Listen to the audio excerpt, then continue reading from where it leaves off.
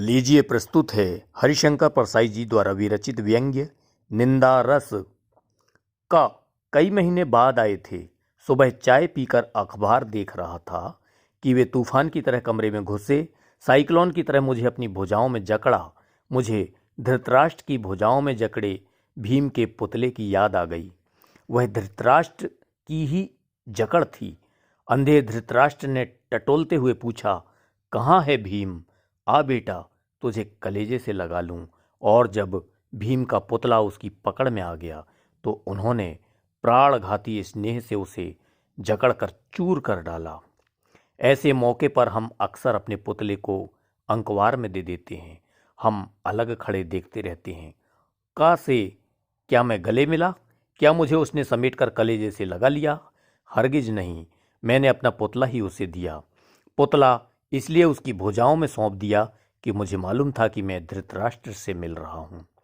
पिछली रात को एक मित्र ने बताया कि का अपनी ससुराल आया है और गा के साथ बैठकर शाम को 2-3 घंटे तुम्हारी निंदा करता रहा। इस सूचना के बाद जब आज सवेरे वह मेरे गले लगा तो मैंने शरीर से अपने मन को चुपचाप खिसका दिया और निस्नेह कटेली देह उसकी बाहों में छोड़ दी। भावना के अगर कांटे होते तो उसे मालूम होता कि वह नागफनी को कलेजे से चिपटाए है। छल का धृतराष्ट्र जब आलिंगन करे तो पुतला ही आगे बढ़ाना चाहिए। पर वह मेरा दोस्त अभिनय में पूरा है। उसके आंसू भर नहीं आए, बाकी मिलन के हर्ष उल्लास के सब चिन्ह प्रकट हो गए। वह गहरी आत्मीयता की जकड़, नयनों से छलकता वह असीम स्नेह और वह स्नेह सिक्त वाणी। बोला, अभी सुबह गाड़ी से उतरा और एकदम तुमसे मिलने चला आया। जैसे आत्मा का एक खंड दूसरे खंड से मिलने को आतुर रहता है। आते ही झूठ बोला, कमबख्त, कल का आया है, यह मुझे मेरा मित्र बता गया था। इस झूठ में कोई प्रयोजन शायद उसका ना रहा हो। कुछ लोग बड़े निर्दोष मिथ्यावादी होते हैं। वे आदतन प्रकृति के वशीभूत झूठ बोलते हैं। उनके मुख से निष्प्रयास निष्प्रयोजन झूठ ही निकलता है। मेरे एक रिश्तेदार ऐसे हैं।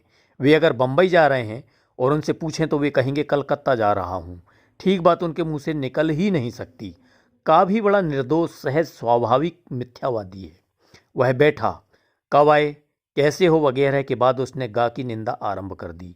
मनुष्य के लिए जो भी कर्म जघन्य हैं वे सब ग पर आरोपित करके उसने ऐसे गाढ़े काले तारकोल से उसकी तस्वीर खींची कि मैं यह सोचकर कांप उठा कि ऐसी ही काली तस्वीर मेरी गा के सामने इसने कल शाम को खींची होगी। सुबह की बातचीत के इस एजेंडा में गा प्रमुख विषय था। फिर तो जिस परिचित की बात निकल जाती उसी को 4-6 वाक्यों से धराशायी करके वह बढ़ देता। अद्भुत है मेरा मित्र, उसके पास दोषों का कैटलॉग है। मैंने सोचा कि जब यह हर परिचित की निंदा कर रहा है तो क्यों ना मैं लगे हाथ अपने विरोधियों की गत इसके हाथों करा लूं। मैं अपने विरोधियों का नाम लेता गया और वह उन्हें निंदा की तलवार से काटता चला। जैसे लकड़ी चीरने की आरा मशीन के नीचे मजदूर लकड़ी का लट्ठा खिसकाता जाता है और वह चिरता जाता है, वैसे ही मैंने विरोधियों के नाम एक एक कर खिसकाए और वह उन्हें काटता गया। फला चापलूस है, अमुक नंबर 1 व्यभिचारी है, अमुक अपनी औरत को अफसरों के यहाँ भेजकर तरक्की पाता है। कैसा आनंद था दुश्मनों को रण क्षेत्र में एक के बाद एक काटकर गिरते हुए देखकर योद्धा को ऐसा ही सुख होता होगा। मेरे मन में गत रात्रि के उस निंदक मित्र के प्रति मैल नहीं रहा। दोनों एक हो गए। भेद तो रात्रि के अंधकार में ही मिटता है, दिन के उजाले में भेद स्पष्ट हो जाते हैं। निंदा का ऐसा ही भेदनाशक अंधेरा होता है। 3-4 घंटे बाद जब वह विदा हुआ तो हम लोगों के मन में ऐसी शांति और तुष्टि थी जैसे चर्च से निकलते हुए धार्मिक ईसाई के मन में होती है। निंदा की ऐसी ही महिमा है। 2-4 निंदकों को एक जगह बैठकर निंदा में निमग्न देखिए और तुलना कीजिए 2-4 ईश्वर भक्तों से जो रामधुन लगा रहे हैं। निंदकों की सी एकाग्रता, परस्पर आत्मीयता, निमग्नता भक्तों में दुर्लभ है। इसीलिए संतों ने निंदकों को आंगन कुटी छबाए पास रखने की सलाह दी है।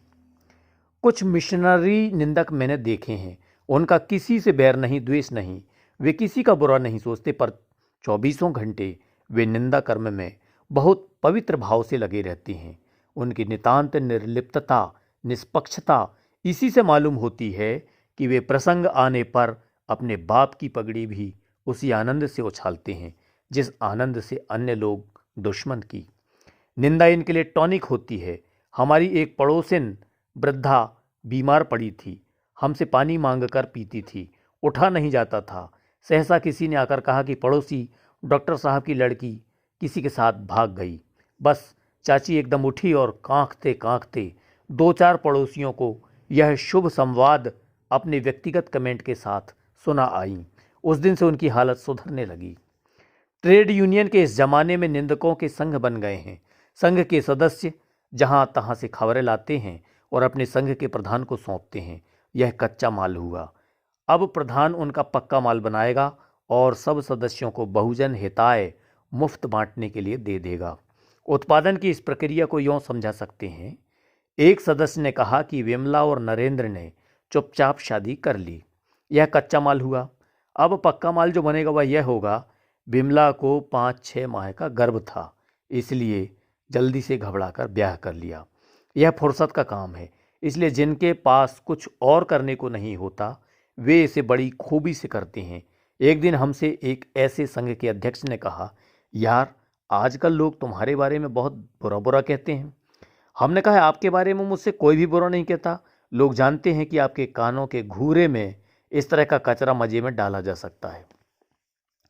ईर्ष्या द्वेष से प्रेरित निंदा भी होती है, लेकिन इसमें वह मजा नहीं जो मिशनरी भाव से निंदा करने में आता है।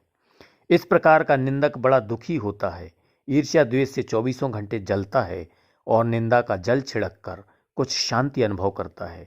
ऐसा निंदक बड़ा दयनीय होता है। अपनी अक्षमता से पीड़ित वह बेचारा दूसरे की सक्षमता के चांद को देखकर सारी रात श्वान जैसा भौंकता है। ईर्ष्या द्वेष से प्रेरित निंदा करने वाले को कोई दंड देने की जरूरत नहीं है। वह निंदक बेचारा स्वयं दंडित होता है। आप चैन से सोइए और वह जलन के कारण सो नहीं पाता। उसे और क्या दंड चाहिए। निरंतर अच्छे काम करते जाने से उसका दंड भी सख्त होता जाता है। जैसे एक कवि ने एक अच्छी कविता लिखी, ईर्ष्या ग्रस्त निंदक को कष्ट होगा। अब अगर एक और अच्छी लिख दी तो उसका कष्ट 2 गुना हो जाएगा। निंदा का उद्गम ही हीनता और कमजोरी से होता है।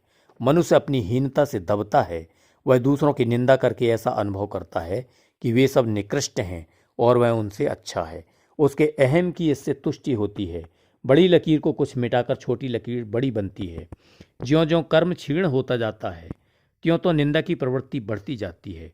कठिन कर्म ही ईर्ष्या द्वेष से उत्पन्न निंदा को मारता है।